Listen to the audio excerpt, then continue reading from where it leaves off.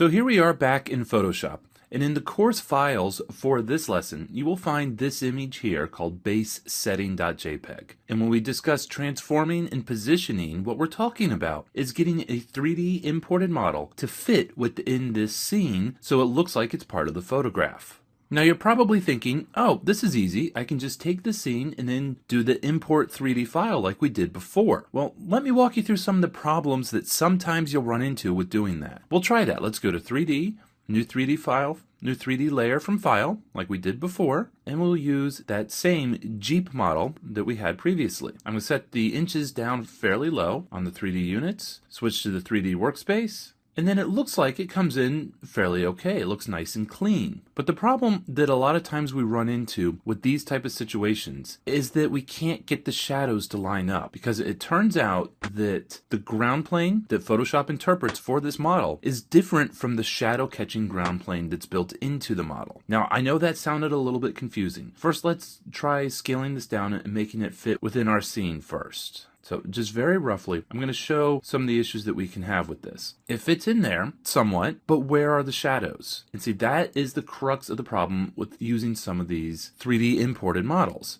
So to try to find that shadow, let's start moving the light around. Do you see something floating up there in the sky? You see that? That's actually the shadow that's supposed to be on the ground. See if I can get it to be a little more obvious. There it is. Oh, you see it? There's the shadow. Now this doesn't work. Not at all. Because it's all upside down. It's flipped over. We can try to flip the entire scene over, but really it's very difficult to resolve something like this. So what I'm going to show you is a better workaround to this method. So I'm going to start back fresh from our basesetting.jpg again. This time I'm going to add a blank layer. Just a new layer that's completely blank. And then from the 3D panel, I will create a new mesh from preset, and I'm going to use a cube. So now we have this cube sitting right here in our scene. Notice that the ground shadow actually works with this. And for incorporating a 3D object into a photograph, that really is a critical aspect. You got to make sure that the shadows work. And if you can't use the built-in ground plane shadow catcher, which is what this is, it does become very, very difficult to create a seamless composition. Now for the time being, I just want to scale this cube down just to make it so it's not quite so big and in my way, because the first thing I want to do is get this built-in ground plane to match the perspective of the ground that's in the photo. And here's a great trick for working on that. First of all, we'll go to File, File Info.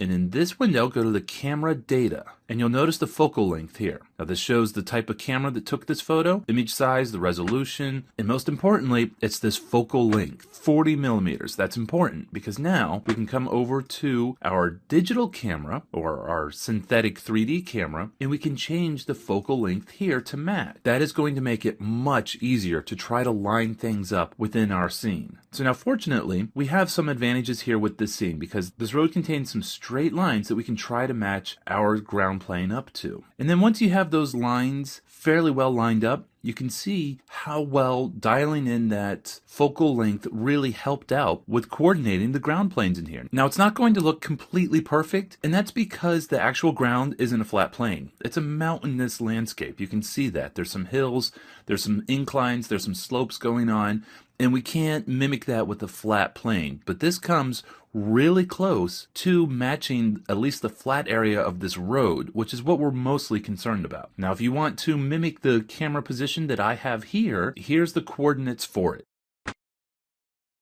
And so now our task is to position this cube on that road. We'll pick the cube from the 3D panel. You'll notice in the properties panel for it, there's this move to ground button.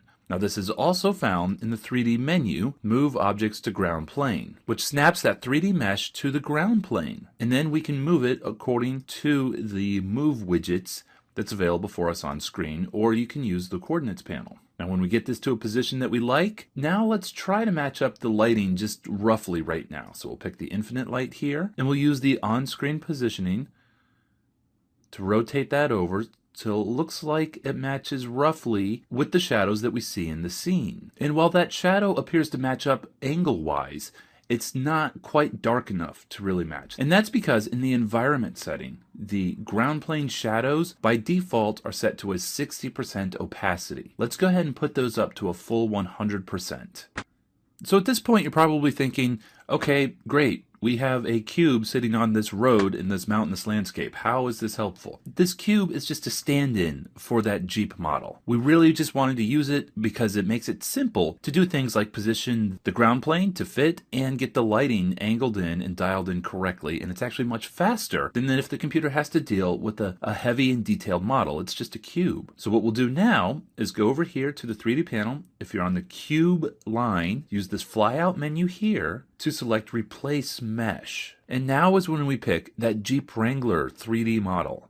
And then Photoshop replaces that cube with a Jeep that sits on its back end. Look like it's facing straight up to the sky. So clearly the angling is not correct, but look, there's a ground shadow. We've solved the issue of no shadow on this model. But we did lose the actual positioning, and there's going to be some issues with texturing later on, but those are a little bit easier to deal with. For right now, let's start positioning this guy in here so that he looks like he's actually on the road. And we get to a point that he looks like about the right area here. Remember, you can still use the move to ground button to pop him right down on the road there. Now, sometimes the scaling can be a little strange on these models. If you run into some weird anomalies with the scaling with the widget here, you can go up and use the scaling within the coordinates panel. And the best way to do that is to change the coordinates from dimensions to scale. Now, when you do adjust the scale, it scales from the center of the model, which means you then have to readjust the position to make it on that ground plane. Something that I really like to do when I'm compositing vehicles into a scene is after I've positioned it and scaled it and gotten it exactly where I want and hit that move to ground plane, is I usually lower it just ever so slightly through the ground plane. And the reason I do that is because actual cars, when they sit on their tires, like they all would do, the bottom of the tire bulges a little bit and actually has a flat area on the bottom where it meets the road. Now, traditionally, 3D models don't include this. In fact, we'll move this back to the ground plane. You can see it's a perfectly round area that sits right there and makes just a tangential contact with the road. That's not what you want. It's a subtle thing that will look really unrealistic, and it's one of those things that you're not certain why it looks so strange. And that's mostly because the car is on too perfect a tires. So I always move it down just so slightly so that I can later on make sure that there's a flat area on the render so it looks a little bit more realistic. So from here, we're pretty much done with this positioning. Now, if you want, you can create a selection and you can render this in just to see how that's going to look. All right, guys, there we go. We've got a Jeep imported 3D object fit into a mountainous scene from a photograph.